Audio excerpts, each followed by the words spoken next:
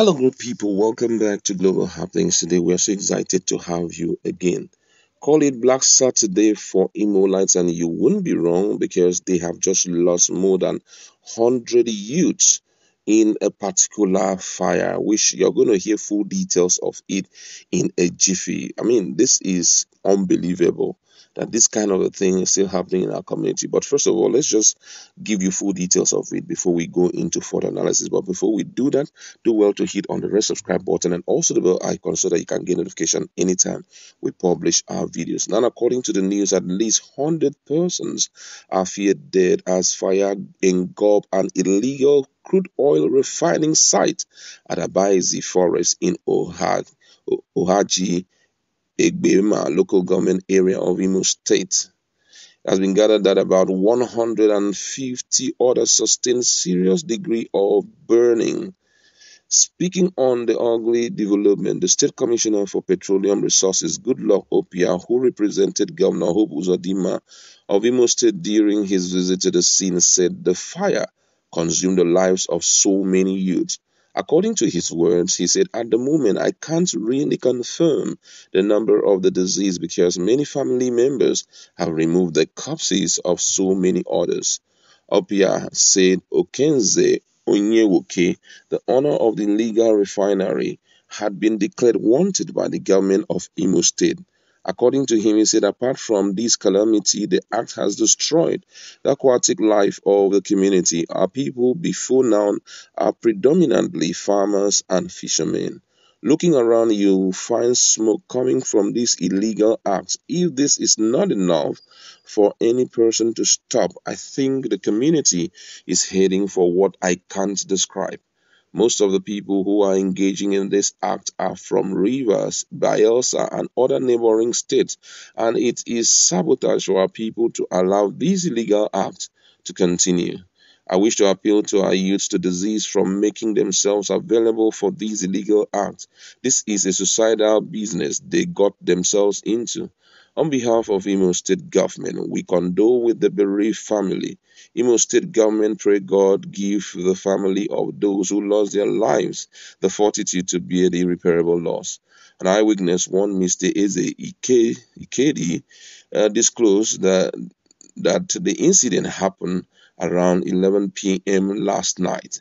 He said that residents of the area woke up to see the huge flame on the Adaezi forest. The fire was even entering the bushes, Ikedi said. He added that we saw the people that were inside. No one was seen coming out. People were also scared going close the place, but later when people got there, they found out it was over 100 persons that were burned and 150 others who sustained serious burns were rushed into the villages for treatment. He further said that many of them were rejected by the village health center. Oh my God. Oh my God. Now, first of all, for this particular illegal refining site to have as much as 250 persons, based on what we have been told, that 100 people are feared dead, or more than 100 people are feared dead, and 150 persons have been injured, it points to the fact that the state government know a lot about this place. The question is, when they knew about it, what was done to stop this illegal bunkering site? We are always sure that something like this will happen, especially when it has to do with illegal bunkering, when there are no ideal processes to process the oil. At one point or the other, something unexplainable may happen that will result to this. And unfortunately, these kind of illegal sites do not really give a hoot to fire incident. They don't have fire equipment that can quell any fire incident. And imagine the number of youths that have passed on just because of refusal to acknowledge that there are people doing this thing and doing everything within the power of the government to stop them. Nobody ever tried to stop, because if they had stopped this man whom they have declared wanted today, this kind of horrible thing would never have happened. Government, Nigerians need to rise up. We need to wake up to our responsibility, especially those who are in leadership position. I'm telling you, because no individual can handle this level of illegal bunkering site except the government decides to close it down. Whether the person is paying tax, whether the person is not paying tax, or whatever benefit they feel this is bringing to the inhabitants of the area, you do everything within your power to stop it. Imagine the life lost. No matter the number of money that has been made, can it equate the number of lives that have been lost? I mean, this issue of bunkering, we all know that it's existing, but anyone that is known should be dealt with. You stop it immediately. And another thing that I want to emphasize is that the government should concentrate on their duty of providing eligible jobs for Nigerians, because what is making the youth of this place to go in there to earn a living is because there are no jobs. And even if there are jobs, those jobs are not paying well.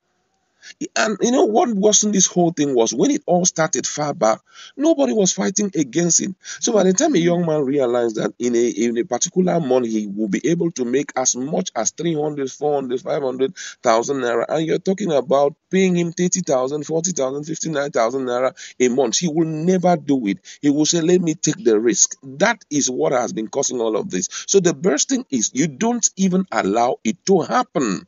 You don't even allow it to happen. I mean, this is quite disastrous for the people of Imo State, especially that local government.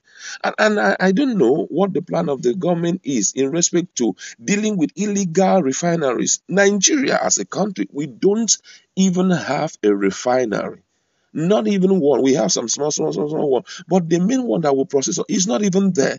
Fairly recently, the CBN governor talked about how much of oil Nigeria loses after the exploration. That when they bring it out from the sea, there are a set of oil thieves who stand by the seashore or who stand by the sea to ensure they steal this and that to a point whereby not less than 92% of the oil is taken away from Nigeria. That we are only surviving on a very small one. The big question is, does the government not have the capacity to stop this thing? Do we not have the manpower to fight against this?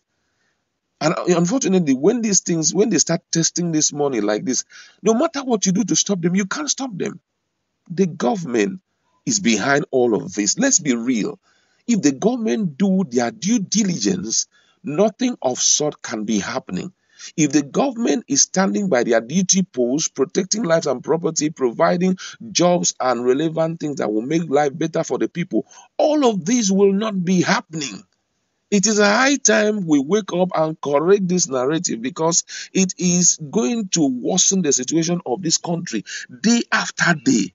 It is going to collapse the system. It's going to cripple the lives of young men on a daily basis. This is just the tip of the iceberg. Who knows the other places, oil bunkering side, how many people that they carry in a day. This one is just barely 250. There are other places that more people are there. We need to see how we can prevent a repeat of this thing, because this thing is destroying the lives of our young people.